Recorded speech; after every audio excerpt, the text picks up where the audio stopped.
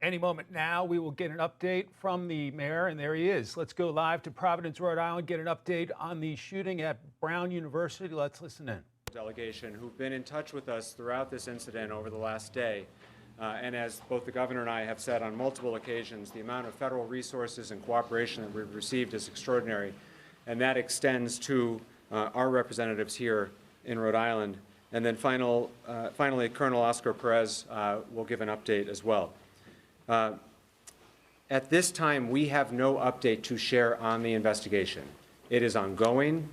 There's no reason to believe that we've hit any roadblocks other than to say that we are doing what we know how to do in cooperation with our law enforcement partners to ensure that we adequately, thoroughly investigate the situation, and when we are ready to make a further announcement, we will do so.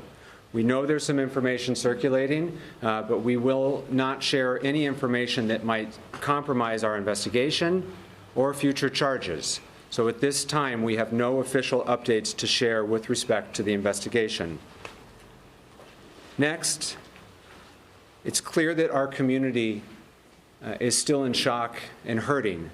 And now that the initial phase of the investigation has made some progress, we're turning our attention to caring for our neighbors, both the Brown community, the broader Providence community, and truly all of Rhode Island.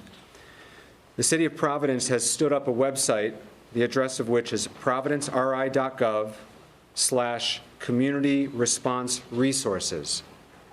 There you can find a long list of community resources for mental health care, what to do in the event of trauma, how to help talk about events like this with your kids, to try to help families, neighbors, community members start to understand how to process that which has been so difficult for us.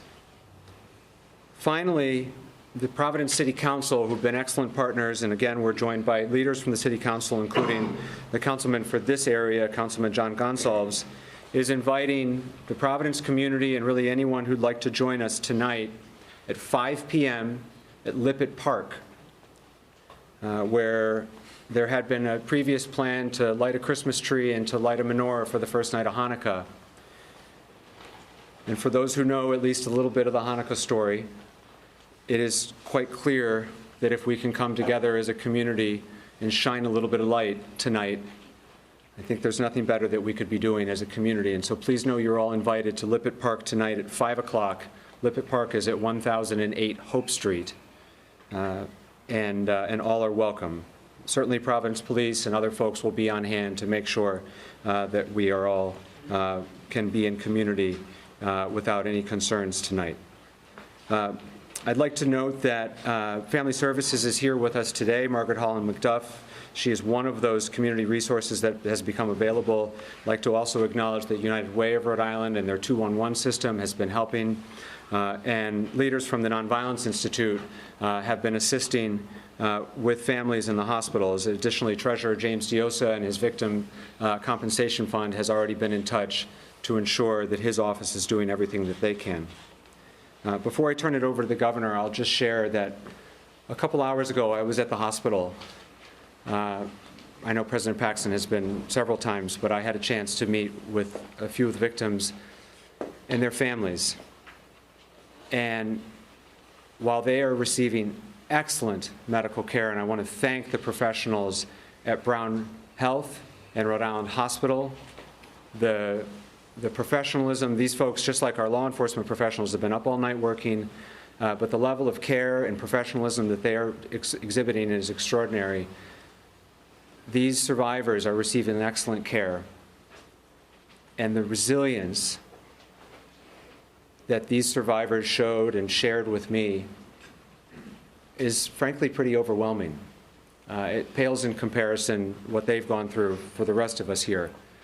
We're all saddened and scared and tired, but what they've been through is something entirely different, and yet they showed courage and hope and gratitude for how this community has stood up for them and how the healthcare providers cared for them couple of the family members who I had a chance to speak with are so grateful for what they've seen and heard of the outpouring of support from this community. And so I want to relay that to all of you, that they're watching what's happening also, and their healing is improved based upon all of the positivity and love and care that they've seen from not just the Rhode Island community, but frankly the national community. And so thank you. Governor McKee has been an incredible partner through all of this, and I'm grateful for his leadership and the compassion that he's shown and the relentless focus he's had on those individuals who are recovering in the hospital right now. And I'd like to invite the governor to say a few words. So today, Brown students and the community is suffering, and they're in pain. So please let the President and the Brown community know that we stand with you. So as we start this second day of this tragedy, I do feel as though it's important to really point out Mayor Smiley and his team, first responders, state police and our federal partners, Brown University, the staff at the hospitals, and as the mayor said, the media who has been able to really put out the information that I'm sure is going to help accelerate the fact that we have someone in custody. The mental health support. The community needs our compassion and our support as the process of this horrific event unfolds. As governor and as a Rhode Islander, I get to speak on behalf of the people of the state of Rhode Island. As a dad, as a grandparent, it hits home to us, all of us, me included. While a suspect has been detained, our work as a state is not over. As governor, I'm committing to the city and to Brown and the broader community that has been impacted by this to make sure everyone who needs assistance, mental health assistance, can access them. Last night, we activated the state's trauma response team to help coordinate mental health resources with all partners. And to everyone in the nation, because this is a national event. I've had calls, like I said, personal calls with Hawaii, a dad that has a freshman at Brown University. To everybody out there in the country, please send your prayers here to Rhode Island. And to all Rhode Islanders, let's do what we do best. Let's stand by and support our neighbors when they most need it. And we stand ready to do exactly that. Thank you, Governor. I'd like to invite Senator Jack Reed to say a few words on behalf of the congressional delegation. On behalf of Senator Whitehouse, Congressman Magaziner, Congressman Amo, I first want to express our profound condolences to those families who've lost a loved one and to those families who are struggling with a seriously injured child. We offer not only our sympathies but our prayers for a speedy recovery. I must commend the leadership. Mayor Smiley has done a superb job. The governor has done a superb job. The President Paxson, and the Provost Doyle, have also stepped up and done a superb job. We are also, I think, particularly indebted to the police officers and the firefighters from Providence, the Brown University Police Department, many departments, both police and fire, from across the state of Rhode Island, our state police, and a special word of praise and thanks to our federal law enforcement officers. the FBI, the ATF. They have been instrumental, critical in the progress of this investigation so far. I received a call from Attorney General Pam Bondi, and I shared my praise and thanks for the assistance of federal authorities. This has been a horrible, terrible moment. But in moments like this, we see the best of Rhode Island. The firefighters, the policemen, the civic leaders, neighbors who come together, and let us celebrate that community. Thank you. Thank you, Senator. Finally, we'll hear from Providence Police Chief Colonel Oscar Perez. Thank you, Mayor. So yeah, the message is the same. I'll echo the message from the mayor earlier as far as where are we with the investigation. I'll tell you that right now the investigation continues to progress extremely fast. We're in the process of collecting evidence and seizing items that we need to seize, search locations that we need to search. I want to commend the quick response of ATF, FBI. As the items get seized and collected, obviously they will provide the resources and the equipment that we need to ensure that we have the right legal requirements and facts in order to be able to provide that so that we can move along. I also want to commend the Attorney General's office, who has been standing by us to ensure that our process is continuing in a proper manner. And so that's where we're at with it. We'll continue. It's a complex investigation. I know there's some speculations out there about names, and I'm not here to confirm or comment. I know you're going to ask me that as far as names. I'll tell you that I'm not going to confirm or comment, because in the years that I have in this department, in this police department, we stand on grounded facts, not a speculation. And at that point, we'll be able to, once we're ready and we have the appropriate and accurate information, we'll be able to update you with that. My goal is that we're able to have that information as soon as possible. But again, I tell you that respectfully, and I have the responsibility to respect the integrity of this investigation. I think that is complex. Any detective that worked last night and all the agents that worked last night, I have responsibility to respect the work that they're doing.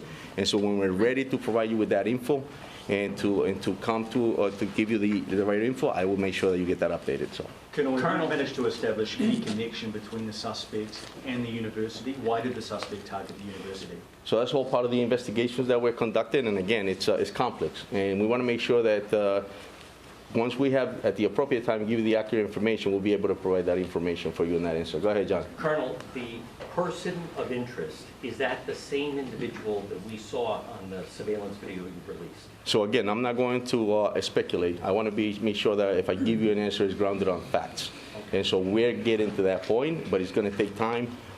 Detective work is not something that you can answer or solve within a minute. It takes time, and we have to make sure that we have the right evidence in order to prosecute somebody properly. So. What led you to Coventry? What led you to? There's Providence Police there, Coventry Police, FBI. So I'm not going to confirm or comment on locations again, John. I'll tell you that. I'm going to tell you exactly what I'm telling you is the fact that we're going to continue progressing on this complex investigation to make sure that we have all the facts together in order to be able to give you what you're asking. Do you feel better now than you did last night at midnight? Absolutely. I think the great work of the men and women of this department, the collaboration with the different federal agencies, the fact that we are standing here all together and we stepped up and we're making sure that we have the right answers and that we can continue on to bring peace, as the mayor stated, and calm to this city. It's a beautiful city, and it's something that we take pride of. And so, yes, I feel much better. Pat, and then the guy Can you behind. talk to us about the process? The most common question I've gotten for the last 24 hours, it revolves around the fact that Brown University is the most camera-ridden, most conscious piece of real estate in Rhode Island, and yet there seems to be little or no video evidence outside of that clip. You know, respecting the investigation, is there a lot more video that we're just not able to see yet because of the ongoing investigation, or is there simply no video? So what we shared with you the other day is what we have that we could share, and then we'll continue to, again, we're continuing to collect evidence. As we speak, we have detectives out there trying to continue to find. So I don't want to tell you that there's no more video, because we might find something within the next few minutes. So yes, it's possible, but what we gave you the other day is what we have. Go ahead. So, Colonel, if you wouldn't mind, 2 questions here. Yes. Can you talk to us about the process of releasing this 10-second clip to now someone's in custody, kind of how you all are working together to garner that information? Custody is the wrong word. Someone being detained, rather. Correct. And so, yeah, someone being detained, it led us to that point as far as like when we started, obviously, it's a fast move. It's a quick response right from the beginning. Once we get the call and you pull up to a scene, obviously as chaotic as it was, and then it gets to a point that now we're asking the public for help, tips come in, federal agents come in. At that point, Providence Police responds, detectives get to do the work, and so that's where we started. And then we ended up getting, obviously, to a point where we find someone of interest, we bring them in, but we're I'm pretty confident in the work that the men and women have done of the department, but I got to respect their work. Some of them haven't gone to sleep. And so I have to respect the fact that they're going to continue and give us what we need in order to be able to prosecute somebody properly. Yes. And then second question. Sé que muchas personas volverán a la misma pregunta. ¿Podría brindar una actualización en español, algo que sea útil para la comunidad hispana de Rhode Island? Ciertamente que este departamento trabaja muy duro para encontrar respuestas. En este momento esto fue una situación muy trágica en la ciudad de Providence, pero me gustaría acordarle a la comunidad que este departamento siempre se responde de una manera muy importante y tenemos una persona en este momento que es de interés. Estamos colectando la evidencia que es necesaria para legalmente presentarlo a la corte para así ponerle los cargos que se necesitan presentar. En este momento tenemos unas ayudas y recursos de las agencias federales, también como del fiscal del estado y también de otras personas, pero yo quiero respetar el trabajo de mis detectives y tener lo que necesitamos para poder presentar a alguien en la corte positivamente. ¿Y el llamado al público para colaborar en la investigación cuál es? Sí, muchísimas gracias al público. De pronto si tienen alguna evidencia en este momento, pasaron por ahí y tienen algo que es importante para la policía, tenemos diferentes tip lines y también tenemos la oportunidad de que entren a la policía, nos llaman y si necesitan que un policía vaya a la casa de ellos para recoger esa evidencia, lo haremos. Colonel, can you confirm whether the person of interest is from Rhode Island and have you found the weapon evidence? Again, I'm not going to confirm a comment because I think I have a responsibility to respect the integrity of this investigation. It's a process and it's complex, and I don't want to be the one to stain that process. And no one's charged you? At this point, no, correct. And so that's the other thing. I'm not going to speculate on something without grounded facts. If we're going to charge someone, then we're going to charge somebody, and I'm going to come here and tell you. You'll be the first ones to know. How about the weapon? Have you found the weapon? Again, we're in the process of collecting evidence. We're in the process of typing search warrants as needed, and we're in the process of doing what we need to do in order to be able to get those items. We heard of some people who work in the building who say they had some safety concerns, specifically with the lack of cameras in this building where the shooting took place. Do you know if there were cameras in the building? What was the security like in that building? Again, I'm not going to comment as far as what's at this facility or what you're being told by or what information you're getting from somebody, but I can comment on the fact that we are working with what we have. And obviously we have somebody that's at the police station, a person of interest, and we're going to continue to build that case in order to be able to charge that person. The FBI director is saying that they found this person of interest in a Coventry hotel because of a tip from the Providence police. Can you confirm that? The FBI director is saying that. Because of a tip of the Providence police. Again, I'm not going to. The FBI director is saying that they found the person of interest in a Coventry hotel because of a tip from the Providence. So me personally, I'm not going to comment on what was told by another agency. What I'm telling you is the fact that we're going to continue this investigation. We're going to respect the integrity of it, and we're going to work closely with the Attorney General's office in order to be able to prosecute this person in the proper manner. Hey everyone, I'm Emily Campagno. Catch me and my co-hosts Harris Faulkner and Kaylee McEnany on Outnumbered every weekday at 12 p.m. Eastern, or set your DVR. Also, don't forget to subscribe to the Fox News YouTube page for daily highlights.